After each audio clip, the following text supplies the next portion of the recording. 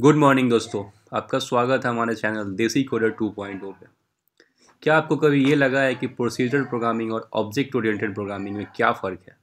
दोनों अलग programming styles हैं, लेकिन कैसे और किस सिचुएशन में कौन सा यूज करना चाहिए? आज हम इन्हीं क्वेश्चंस का जवाब देने वाले हैं। मैं आपको दोनों के डिफरेंसेस एकदम सिंपल तरीके से समझाऊंगा ताकि आपके सभी कन्फ्यूजन क्लियर हो सके। चलिए शुरू करते हैं। पहले समझते हैं कि प्रोसीजरल प्रोग्रामिंग और ऊप क्या है और उनमें क्या डिफरेंसेस है। हम थोड़े सिंपल कोड एग्जांपल्स भी देखेंगे ताकि कॉन्सेप्ट और क्लियर हो जाए। इस वीडियो में हम समझेंगे कि प्रोग्रामिंग पैराडाइम्स क्या होता है। फिर हम बात करेंगे हमारे प्रोसीजरल प्रोग्रामिंग के बारे में, उसका डेफिनेशन भी पढ़ेंगे, फिर उसके कुछ की कॉन्सेप्ट के बारे में जानेंगे और फिर उसके प्रोग्राम का एग्जीक्यूशन जानेंगे। फिर हम लास्ट में बात करेंगे हमारे ऑब्जेक्ट ओरिएंटेड प्रोग्रामिंग के बारे में। तो चलिए शुरू करते हैं। सबसे पहले आपको मैं बताता हूँ कि प्रोग्रामिंग पैराडाइम क्या होता है। प्रोग्रामिंग पैराडाइम का मतलब है प्रोग्रामिंग करने के अलग अलग तरीके या अप्रोच। जब हम कोई सॉफ्टवेयर या प्रोग्राम लिखते हैं तो हमारे पास अलग अलग तरीके होते हैं उसको लिखने के। इन तरीकों को हम प्रोग्रामिंग पैराडाइम कहते हैं। हर पैराडाइम अपने तरीके से कोड लिखने की एक स्पेसिफिक स्टाइल या मेथड को फॉलो करता है, जिनमें से कुछ पॉपुलर पैराडाइम जैसे कि imperative programming, object oriented programming और प्रोसीजरल प्रोग्रामिंग है। इम्पेरेटिव प्रोग्रामिंग में हम स्टेप बाय स्टेप इंस्ट्रक्शन लिखते हैं जिसमें हर स्टेप एक टास्क को कंप्लीट करता है। जैसे कि एग्जांपल लेते हैं हम। जैसे मान लीजिए कि किसी को हमें रास्ता बताना है तो हम उसे एक एक स्टेप बताते हैं। जैसे कि पहले लेफ्ट जाना, फिर राइट जाना। ये एक काइंड ऑफ इंस्ट्रक्शन होता है और हम उसे गाइड करते हैं। वैसे ही इम्परेटिव प्रोग्रामिंग में हम इंस्ट्रक्शन लिखते हैं स्टेप बाय स्टेप।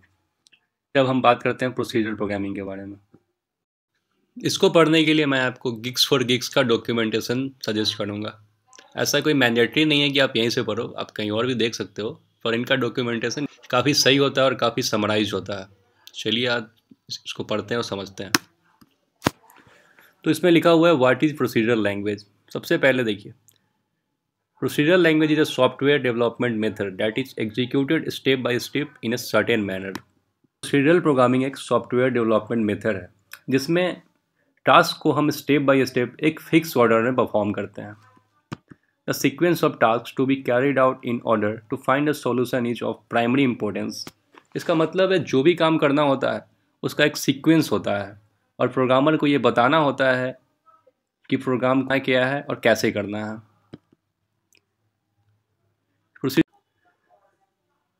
इसके बारे में और भी काफ़ी कुछ है पर आपको सब कुछ नहीं पढ़ना है। चलिए हम आगे बढ़ते हैं और देखते हैं और क्या क्या चीज़ है इसके अंदर।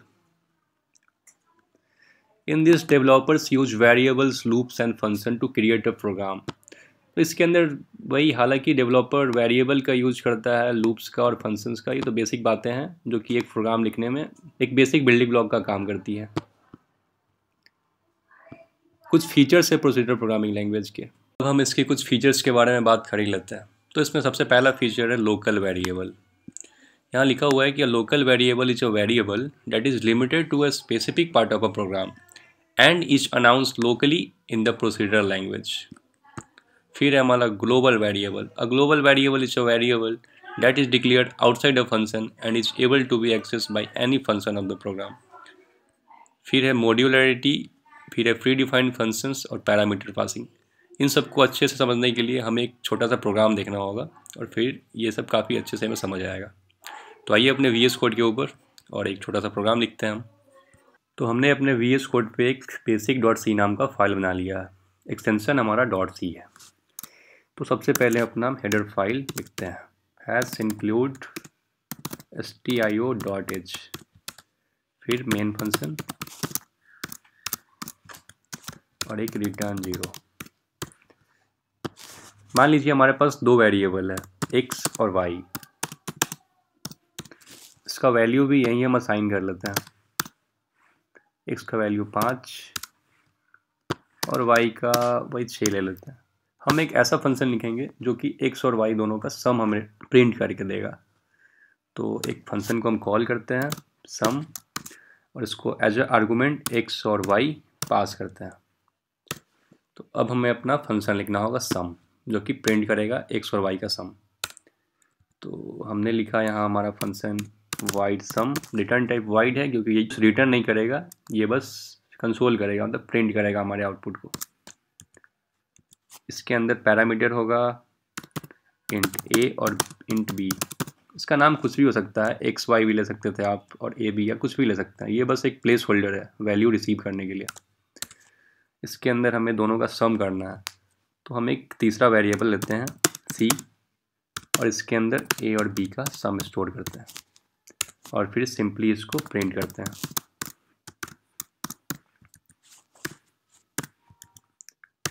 सबसे पहले इसको रन करते हैं, देखते हैं कि आउटपुट सही आ रहा है कि नहीं, फिर इसको समझेंगे हम।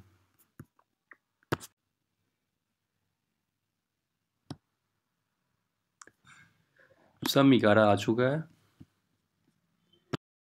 अब हम समझते हैं प्रोसीजरल प्रोग्रामिंग के किसी भी प्रोग्राम के एग्जीक्यूशन के फ्लो को कैसे होता है।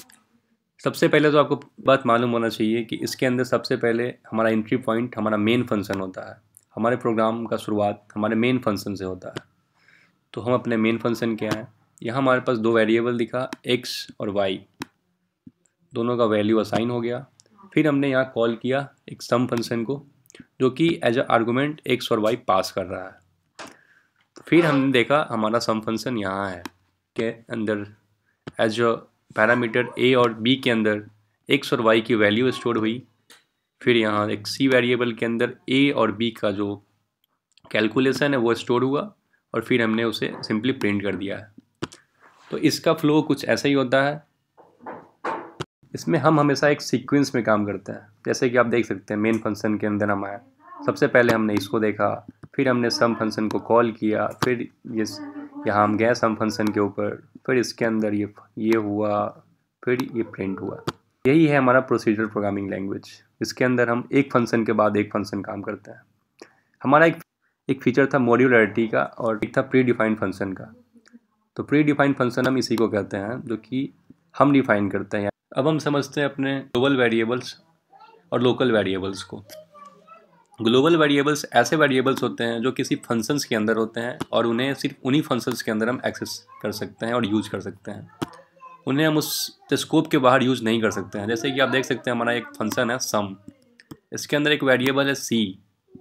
इस सी वेरिएबल को हम ये जो स्कोप है हमारा, ये जो फंक्शन है, इसके बाहर हम यूज़ नहीं कर सकते हैं। जैसे कि मान लीजिए अगर हम इस फंक्शन के अंदर हम प्रिंट करना चाह रहे हैं सी के वैल्यू को,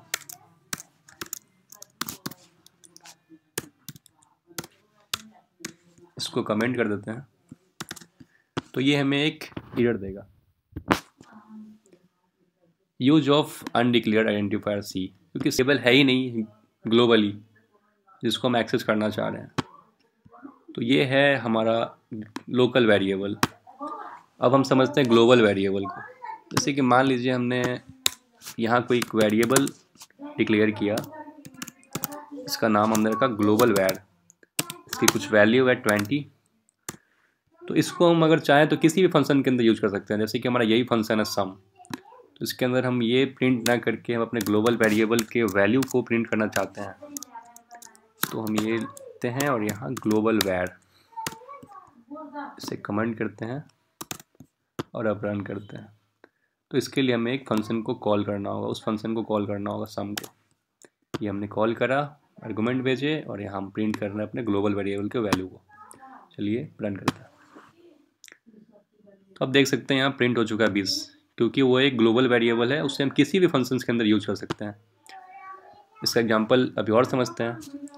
जैसे कि हम इसे यहाँ भी प्रिंट कर सकते हैं अपने मेन फंक्शन के अंदर, printf %d/n, c। इसके अंदर भी एक /n दे देते हैं कि ये एक न्यू लाइन में प्रिंट हो।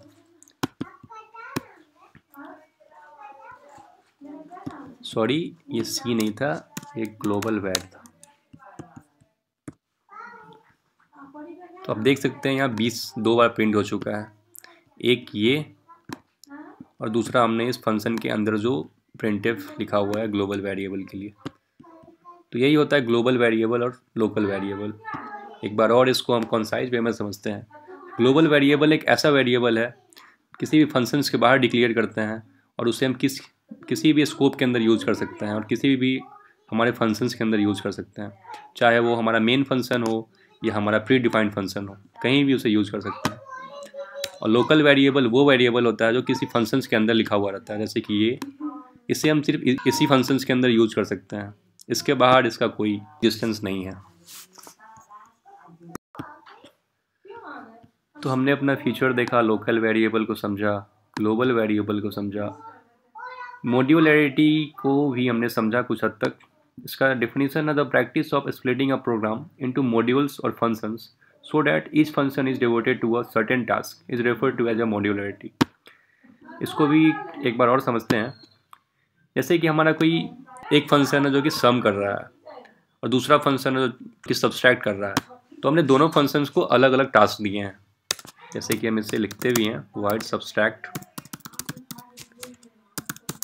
इसके अंदर भी एज अ पैरामीटर x और y लेते हैं और इसके अंदर हम सब्सट्रैक्ट करते हैं x माइनस वाई और यहाँ हम प्रिंट भी करते हैं c और इसके अंदर भी c। तो अगर हम अपने सम फंक्शन को कॉल करते हैं और x और y एज आर्गुमेंट पास करते हैं तो ये सम करेगा, और अगर सब्सट्रैक्ट को कॉल करते हैं और इसको भी हम x और y पैरामीटर आर्गुमेंट भेजते हैं तो ये सब्सट्रैक्ट करेगा। आइए इसे रन करते हैं और दोनों का आउटपुट देखते हैं। यहाँ 5 + 6 11 और 5 - 6 -1। तो ये होता है मॉड्यूलरिटी, जैसे कि हर एक फंक्शंस को कुछ स्पेसिफिक टास्क देना कि उसका काम सिर्फ यही रहेगा। जैसे कि यहाँ आप देख सकते हैं सब्सट्रैक्ट का काम है सिर्फ सब्सट्रैक्ट करना और सम फंक्शन का काम है सिर्फ सम करना। तो हम अलग अलग फंक्शंस में तोड़ते हैं टास्क के हिसाब से।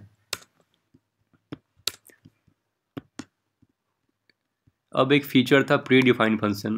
प्री डिफाइंड फंक्शंस यही है जो हमने खुद से लिखा है, जो एक डेवलपर डिफाइन करता है, वो होता है प्री डिफाइंड फंक्शंस।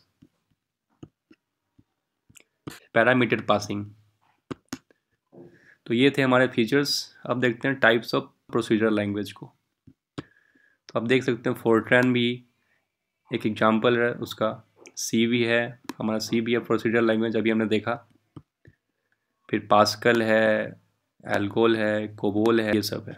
अब देखते हैं हम अपने एडवांटेज इसका प्रोसीजरल लैंग्वेज का। सबसे पहला है इजी टू अंडरस्टैंड, दूसरा है रीयूजेबिलिटी। तो हमने अभी देखा कि किसी फंक्शंस को हम एक से ज़्यादा बार भी यूज़ कर सकते हैं। जैसे कि ये फंक्शन सम है तो अभी हमने इसे x में 5 और 6 पास किया। फिर मान लीजिए कोई और वेरिएबल होता इंट a जिसकी वैल्यू 10 है और b जिसकी वैल्यू 20 है और इसका सम चाहिए, तो हमें फिर से कोई फंक्शंस लिखने की ज़रूरत नहीं है। हम सम फंक्शन को ही कॉल करेंगे यहाँ और इस बार आर्गुमेंट में a और b को पास करेंगे।